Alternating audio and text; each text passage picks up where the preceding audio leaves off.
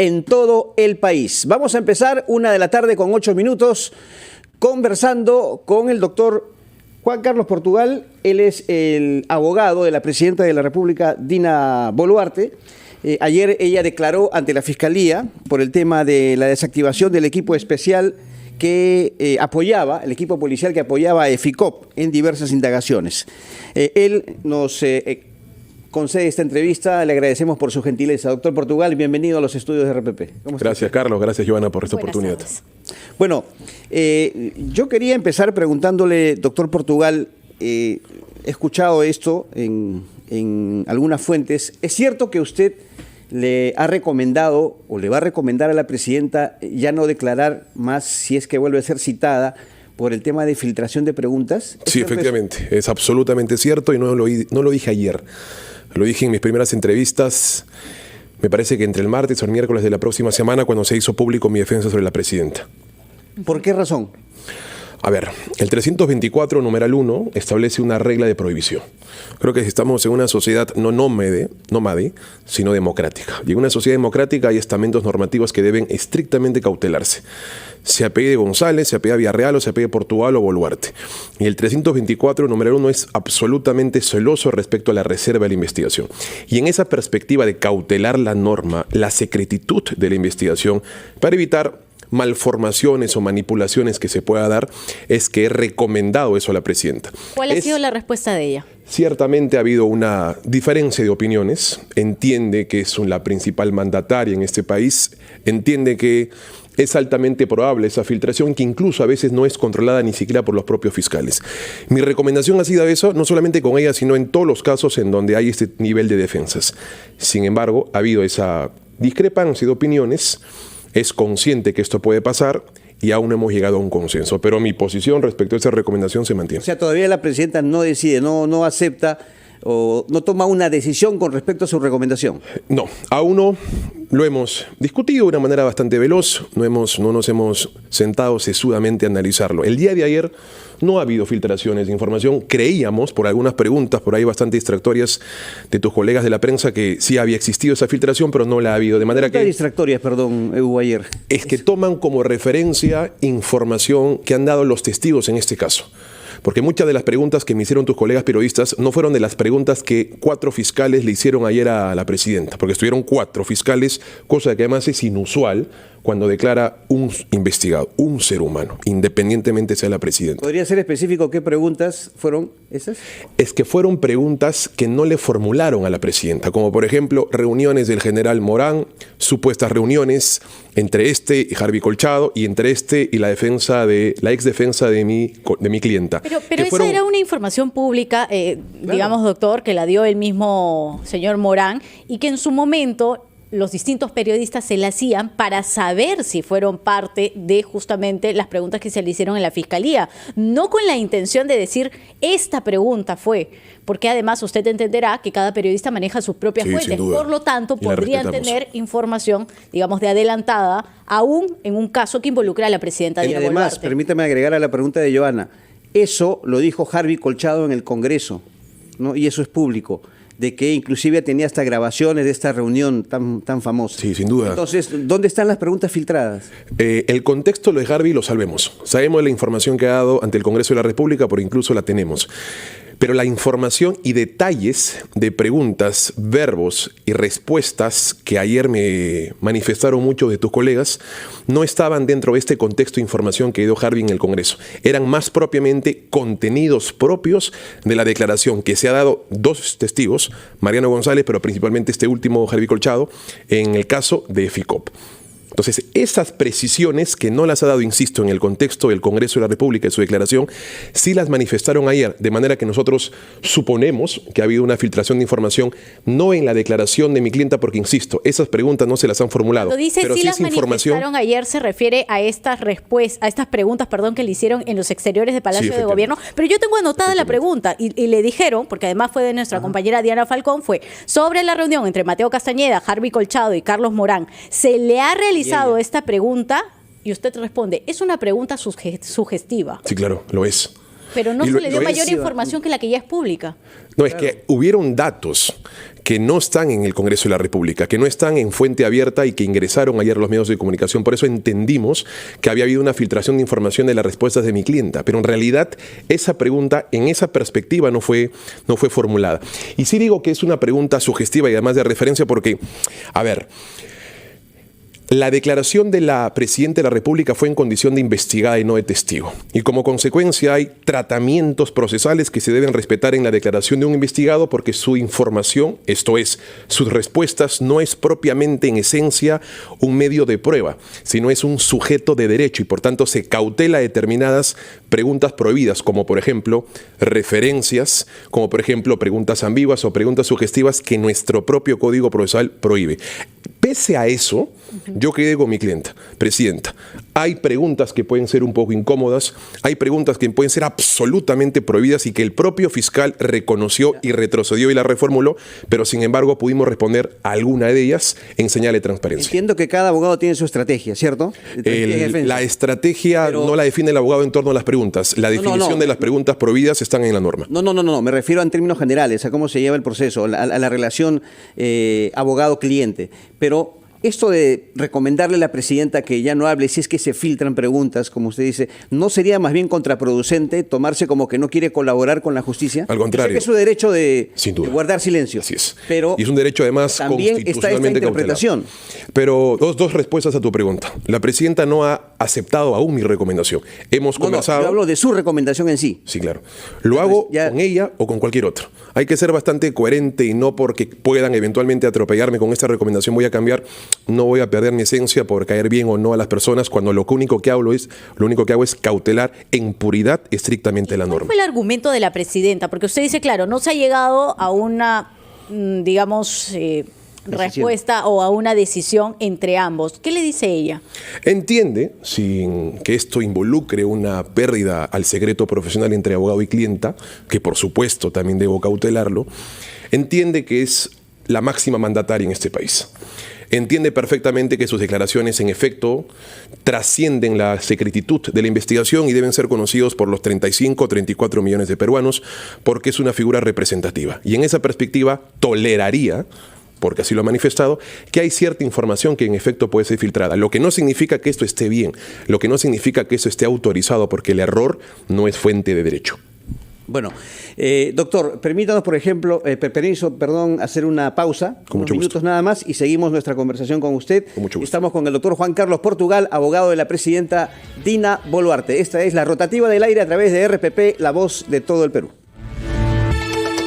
Bien, seguimos aquí en RPP, la voz de todo el Perú y la rotativa del aire. Joana Castro y Carlos Villarreal los acompañamos. Estamos con el doctor Juan Carlos Portugal, abogado de la presidenta Dina Boluarte. Estábamos conversando justamente sobre esta recomendación que le ha hecho el doctor Portugal a la presidenta de que si es que se filtran preguntas o información de los expedientes, ya no vuelva a declarar. Eso lo va a decidir la presidenta de la República. Con el capítulo final que te conté de que ha habido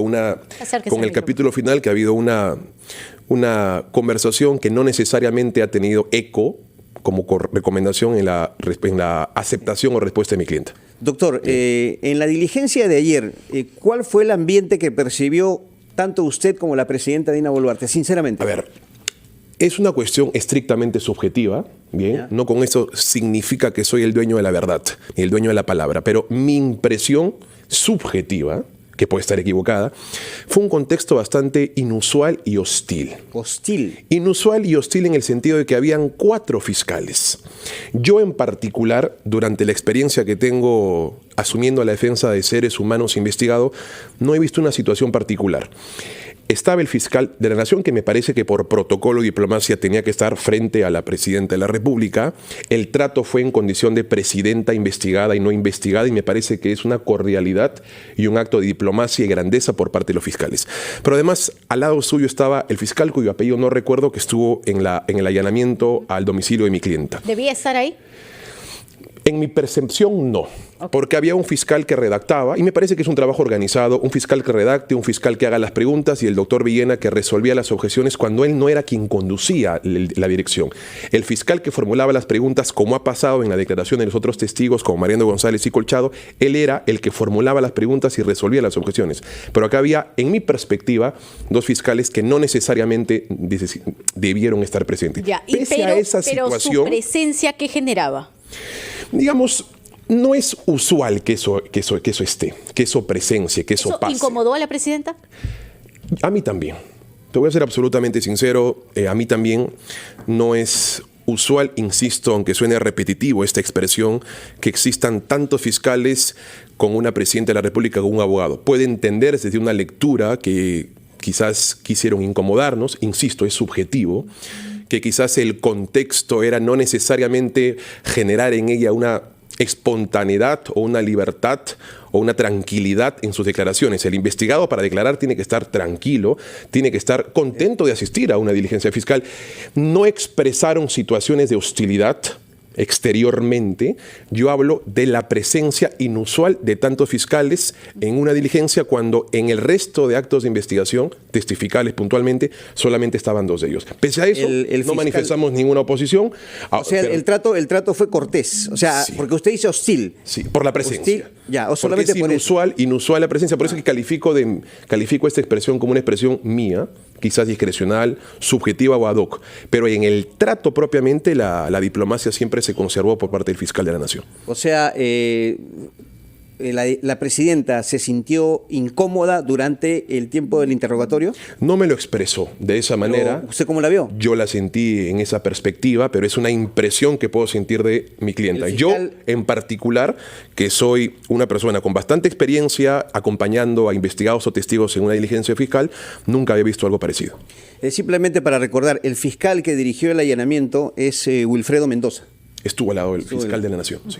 Yo quería algunas precisiones en realidad. Y no hizo mayor intervención. Con relación no a hizo ninguna intervención. Acompañó en silencio la investigación. Ninguna intervención, con lo cual mi posición o mi tesis de una situación inusual cobra mayor relevancia. Usted dijo ayer que habían preguntas más de contenido político que del caso y que tuvo que objetar muchas preguntas aun cuando la presidenta quiso contestarlas. ¿De qué preguntas, de qué contexto estamos hablando exactamente? A ver, hay preguntas para la tribuna y hay tribunas para el caso. A mí en particular me interesa que el fiscal y que mi clienta respondan preguntas no para la tribuna, para el aplausómetro o desaplausómetro social. ¿Puede dar un ejemplo a los oyentes y televidentes de una pregunta que usted considera fue política y no del caso? Por ejemplo, la presidenta de la República, cuando asume su mandato, hace una declaración como presidente de la República, un discurso a la nación. Bien, se le quiso corroborar si efectivamente esa afirmación era suya, cuando no tenía absolutamente nada que ver con el caso. O como, por ejemplo, preguntar por terceras personas que tampoco están como investigadas en el caso.